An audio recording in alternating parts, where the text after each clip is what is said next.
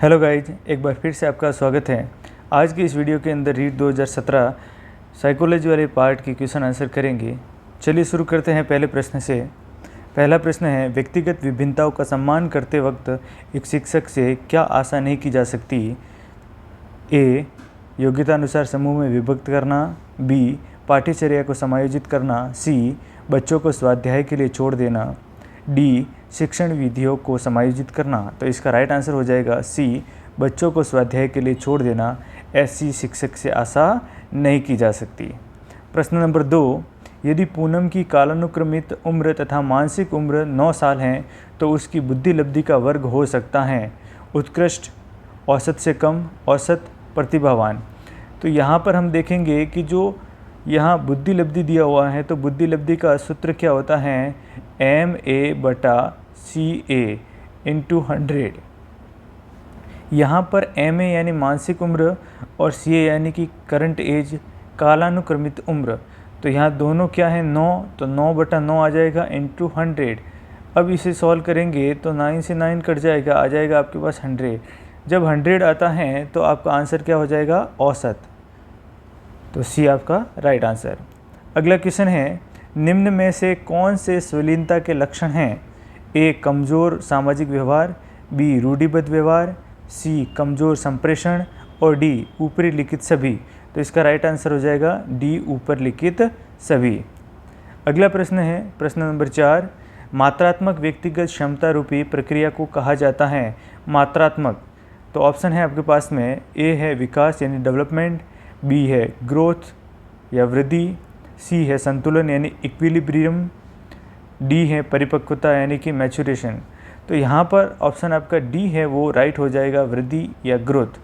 यहाँ मात्रात्मक व्यक्तिगत क्षमता रूपी जो प्रक्रिया है वो वृद्धि या ग्रोथ को कहा गया है। प्रश्न नंबर 5, किशोरावस्था में एक बच्चे के उचित विकास हेतु माता पिता तथा शिक्षक निम्न कार्य कर सकते हैं। निम्न में से कौन सा कार्य? तो ऑप्शन ए है लिंग शिक्षा का उचित ज्ञान देना। बी है उचित वातावरण प्रदान करना। सी है परामर्श तथा मार्गदर्शन सेवा की व्यवस्था करना यदि आवश्यक हो। और डी है ऊपर लिखित सभी।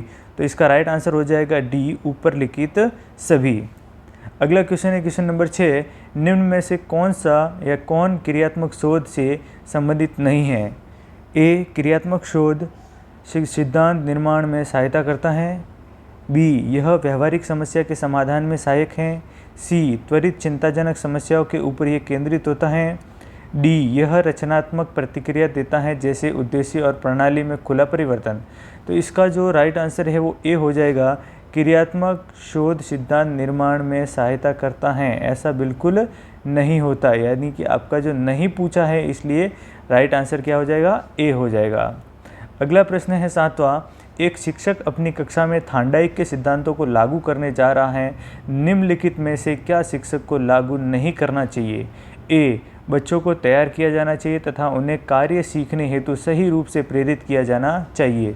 बी, बच्चों को नई चीज़ें सीखने हेतु खोज विधि के लिए उन्मुख किया जाना चाहिए। सी, कुछ अभ्यास तथा ड्रिल कार्य किया जाना चाहिए।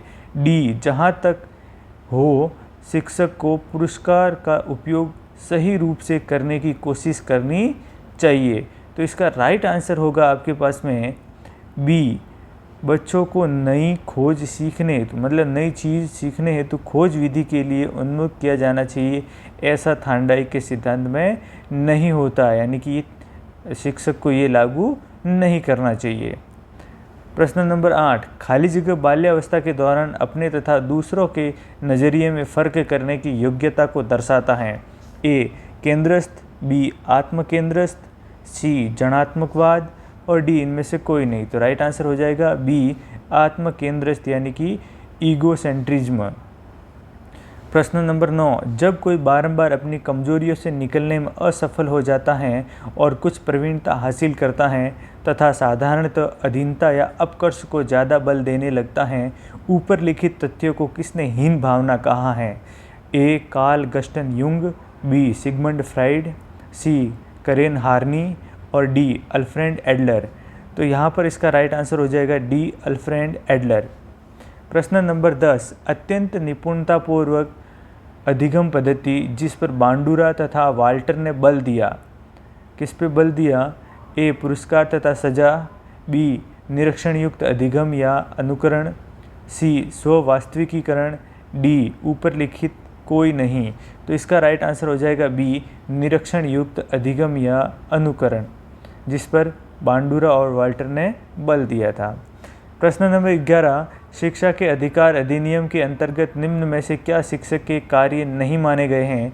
ए निश्चित समय में पाठ्यक्रम को पूरा करना, बी शिक्षक को खुद को व्यक्तिगत ट्यूशन में व्यस्त रखना, सी विद्यालय के लिए नियमितता बनाए रखना चाहिए तथा समय का पाबंद होना चाहिए, डी हर बालक के अधिगम क्षमता को समझकर उसकी ज़रूरत के अनुसार उन्हें अतिरिक्त अनुबोध कराना प्रदान करना चाहिए। तो इसका राइट आंसर हो जाएगा बी शिक्षक को खुद को व्यक्तिगत ट्यूशन में व्यस्त रखना ऐसा बिल्कुल नहीं करना चाहिए, यानी कि ये शिक्षक का कार्य नहीं है।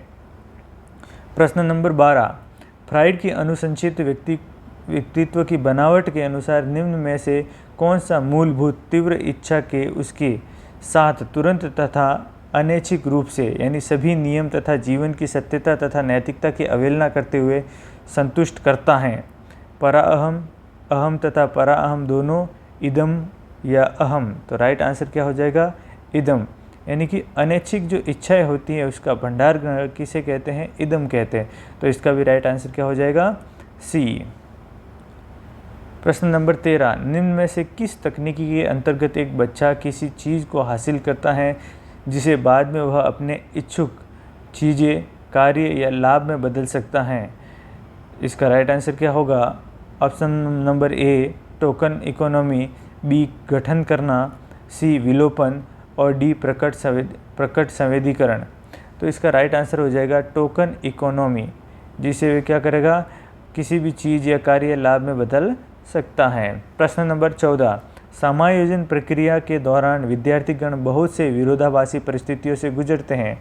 उदाहरण स्वरूप, एक विद्यार्थी शिक्षक के सामने अपनी गलती को स्वीकार करना चाहता है, पर उसके साथ ही वह शिक्षक द्वारा दंडित होने से भी डर रहा है।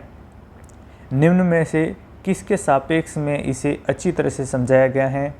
ए पद्धति विरोधाभासी परिस्थिति, बी वर्जन विरोधाभासी परिस्थिति, सी पद्धति वर्जन विरोधाभासी परिस्थिति और डी ऊपर लिखित कोई नहीं। तो इसका राइट आंसर हो जाएगा सी पद्धति वर्जन विरोधाभासी परिस्थिति।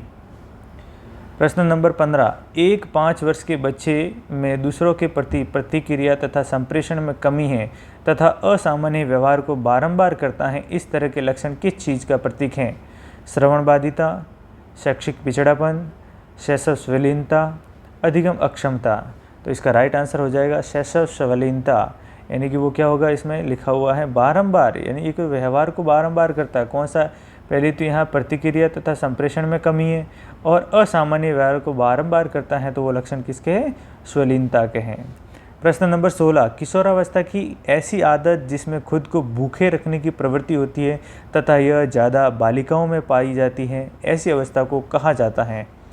ए एनोरेक्सिया नर्वोसा, बी डेलीरियम ट्रिमेंस, सी स्वलीनता और डी डाउन सिंड्रोम। तो इसका राइट आंसर हो जाएगा ए एनोरेक्सिया नर्वोसा। प्रश्न नंबर 17, निम्न में से कौन सा शब्द दूरदर्शिता के लिए दिया गया है?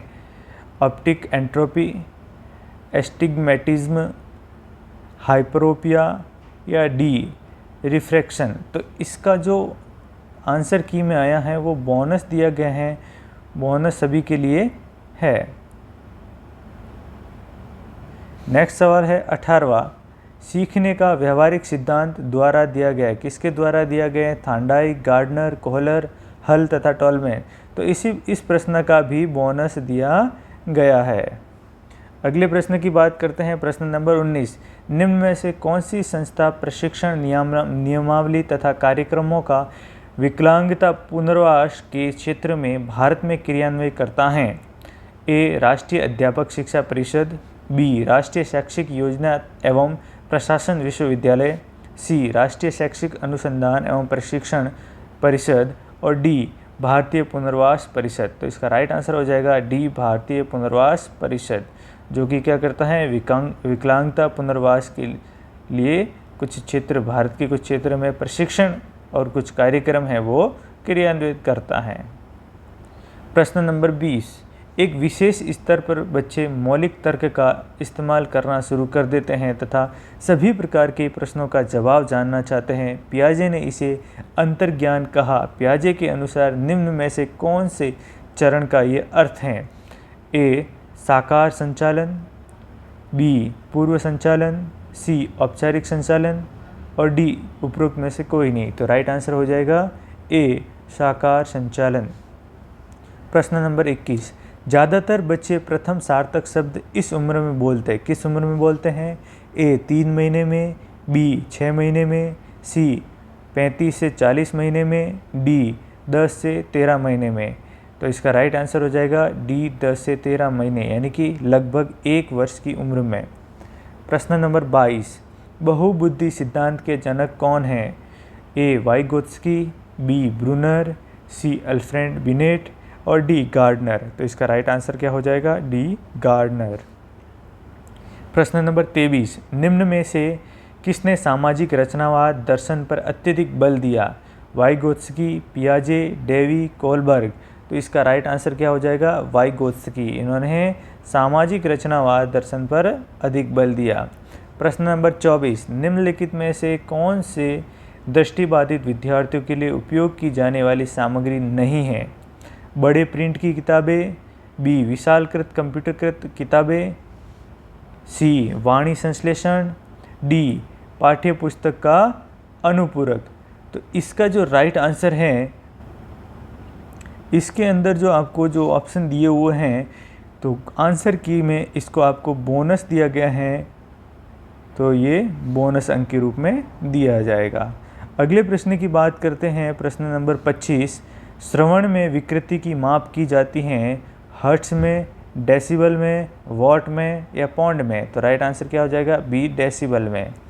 अगला क्वेश्चन है क्वेश्चन नंबर 26, निम्नलिखित में से कौन सूक्ष्म चलन कौशल का उदाहरण है?